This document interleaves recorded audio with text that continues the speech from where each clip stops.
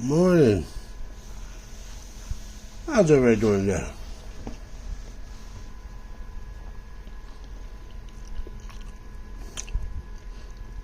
Today we're going to discuss motor oil. Seems to be the big thing going on right now. Everybody's talking about motor oil. 530, 040, 020, 540. Let's get into it. So,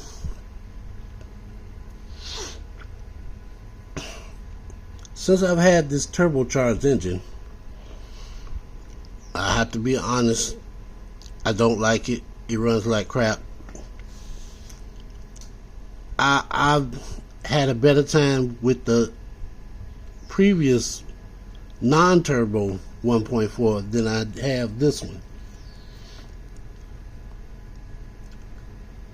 The issue I'm having is that I use the same type of oil starting off, and let me just give you the rundown. So I tried a Castrol after it started tipping and tapping. I'm like, wow, I ain't even had it but a few months. Fast forward to today, looking back, I noticed that it got worse as it got colder. I got the vehicle before November, so that transitional period where it was getting cold, it started tapping a little bit. It's like, okay, I don't know if that's the turbo getting ready to go out. Is that the lifters? Do I need to get a thicker oil, or should I just get something a heavier base? Because I'm using regular synthetic, but maybe I should switch over to like a PAO. At that point, I wasn't sure, so I continued using 530. Switched it up. I changed the oil, but I continued to use 530. I used the Castrol 530. It was good for a few thousand miles. Quieted down.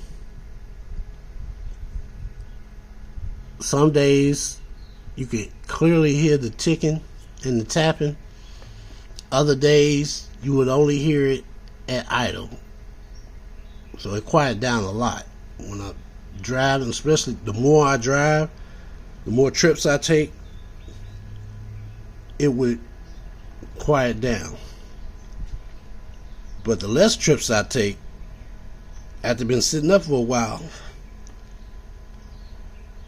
it would make a little noise on startup, and then it idle down, noise would go down. I was good.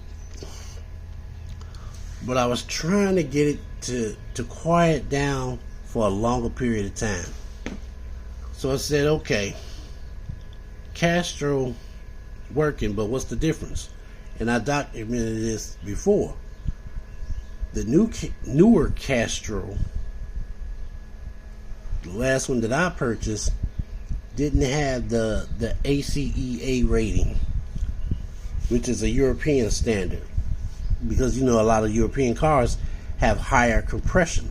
So with this itty bitty engine, in order for it to make power, they put a turbo on it. The turbo heats up along with all the other internal parts, and it all has to be lubricated by oil.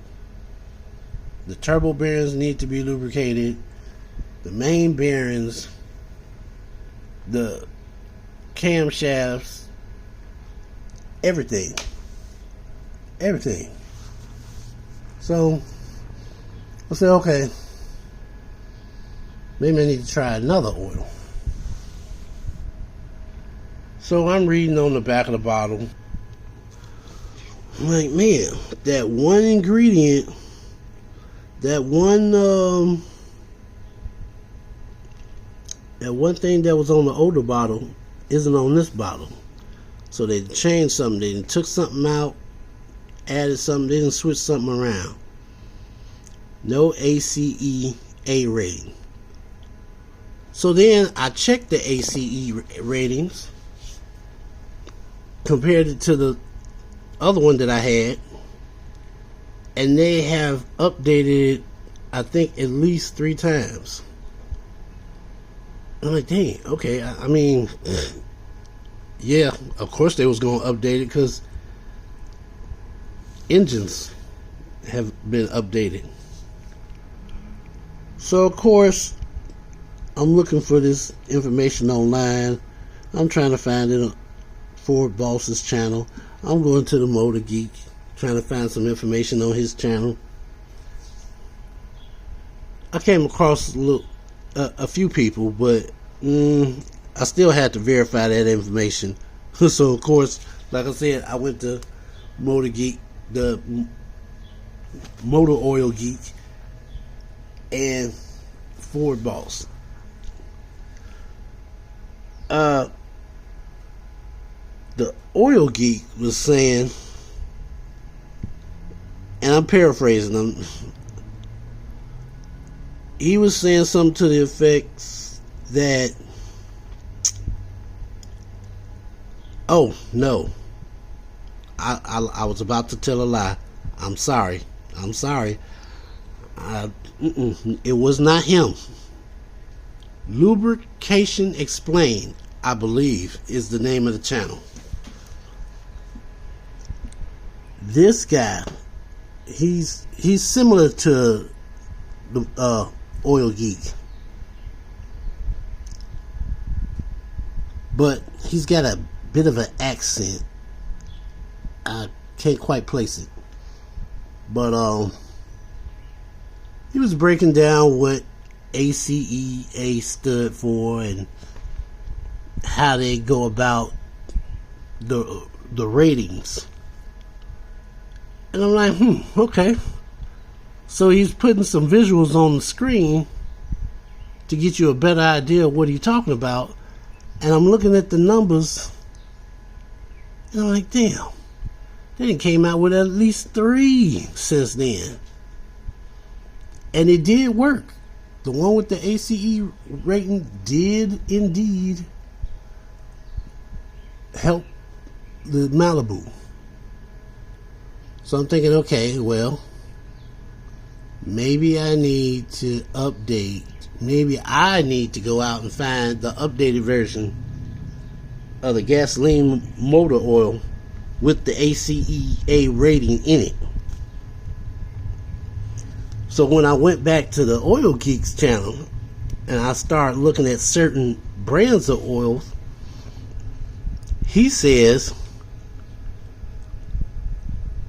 that the industry was saying don't use a certain grade of ACEA because it had too much calcium in it, and it's not, that high level of calcium is not good for your turbocharged and GDI engines. So then I was stuck in a quandary. When they say GDI turbocharged engines, are you talking specifically about GDI engines, which most of them have turbochargers anyway, or are you talking about GDI engines and port injection engines that have turbos? Because I'm in the middle. I got a vehicle with a turbo. It's not GDI, but it's not naturally aspirated either. It is multi-port injection with a turbo. But what kept ringing in my ear was that the Oil Geek was saying it's not backward compatible. You can't use it. It's not backwards compatible. It's got too much calcium in it. That's what kept echoing in my ear. So I'm like, okay, I go out to the parts stores, I go out to Walmart occasionally, but and all I see is the old formula. But on the other guy's channel, he's showing that they've updated at least 3 times. So now I'm confused. If it's been updated at least 3 times now, why are these outlets still selling the old formulas? And majority of the people don't know. They just say they see 1030 or they see 530, 520, and they just grab it off the shelf. But they're not realizing that with the newer vehicles, you can't use the old formula. Now in the case of the LSAC is backwards compatible. They break that you can find on the internet. They'll break it down for you. The latest one we have is SP, API SP. And then if you follow it all the way to the SM is the oldest one that this will be compatible with. But 9 times out of 10, that SM was not a turbocharged engine. Nope, it wasn't turbocharged. Now, I have seen some oils that list the API as well as the ASEA, but it'll give you the old ASEA and not it'll give you the, what is it? It'll say something like, hold on a minute, I might have an old bottle. Okay, here we go. So, on the back of this bottle, requirements of ACEA A3B4. But according to the chart, they moved from the A3B4 to a A5, then to C. Yep, I gotta find another bottle. Hold on a minute. So, you got a A3B4. There is a A5, and then they go into C, ACEA C. This one is supposed to be not only for diesel particulate filters, but gasoline catalytic converters. I haven't tried this. I used that one bottle to kind of rinse out the engine, so to speak. The guy, I was watching a video, and the guy was saying, he was talking about doing a double flush. He said, but if you don't have the extra oil available to do the double flush, you get you 1 quart of oil. After you drain everything, pour that oil in there with the pan still open, and it's going to start coming out. Well, if the oil, what he was saying was, if the oil still comes out dirty, comes out black, then you haven't gotten out all the oil. But if you can clearly see that the oil is getting lighter and turning to the original color, the golden brown color of the new oil that you just poured through there, if it starts turning to that color until it fully drains, you got everything out. It's like, interesting. So I tried it. I grabbed me 2 quarts of oil, actually, because I want to do one for the next oil change. So yeah, these 2 bottles, and I think I got another bottle of Mobil somewhere, probably on this table somewhere, but I got another bottle of oil, Mobil oil, to pour down in there right after I drain the oil. Before I put anything back, screw it back, just pour it in that hole and let it drain all the way through to the bottom. If it comes out clean, it's clean. Everything's out. Because during a normal oil change, you're not going to get everything out of the oil, out of the engine. All the oil's not going to come out. So, that being said, where do I go from here? If I use a 040, if I go to a 040, it's definitely thicker. But as you can see, it says ACEA. But that's the old formula. They got like 3 or 4 by now. That's the old formula. And they only do it so many years apart.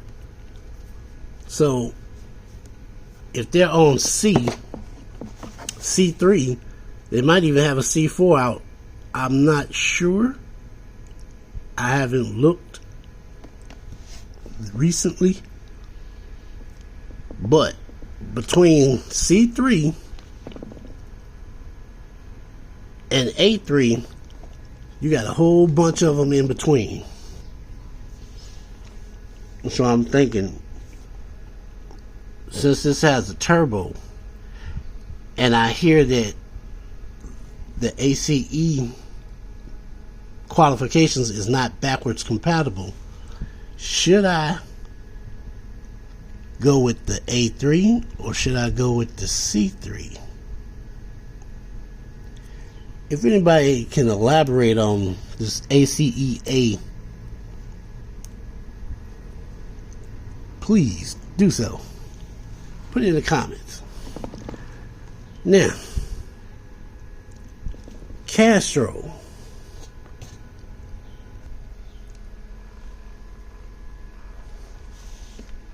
It worked for a good few thousand miles. And then it started making noise again. So I changed that out for what did I use next? I used the Syntec by O'Reilly's. So I'm looking at the Syntec. I'm like, okay, API service, SP, all the way back to SM, LSAC GF6. It didn't say 6A, but I figured, hey, it couldn't hurt. GF1 through GF5.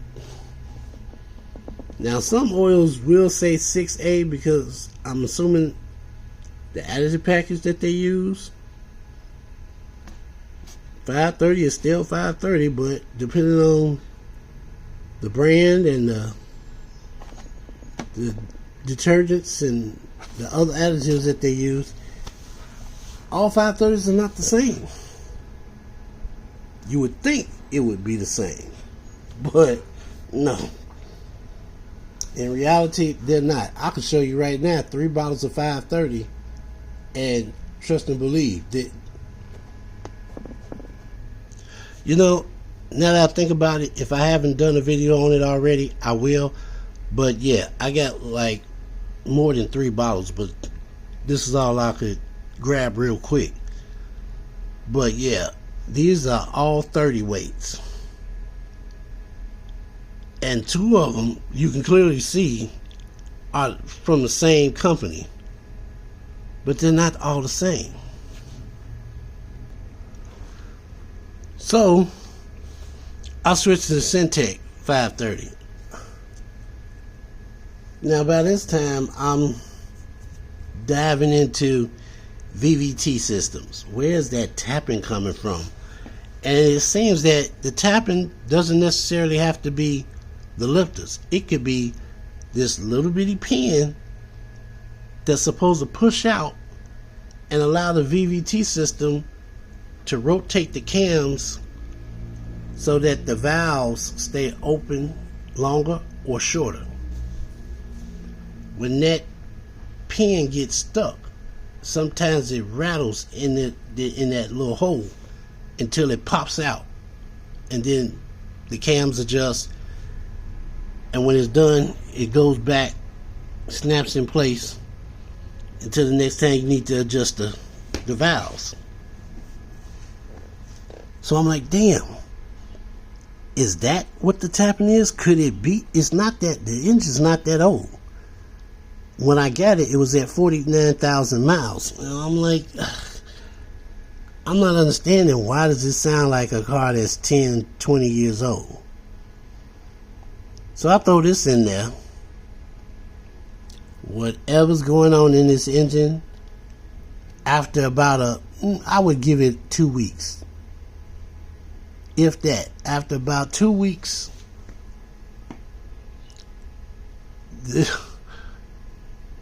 I had the same, the quietness. I was loving it. Like, yeah, okay, it's nice and quiet. From the day I changed the oil, doing good. Temperature wasn't real hot outside, so it was still doing good. And then one day, it got like 60 degrees. I come outside, start it up, get a little ticking, it quiet down, and throughout the whole day, every time I stop, I can hear ticking, feeling vibration. And I'm like, what the? After 2 weeks, it didn't change. Still had the same problem.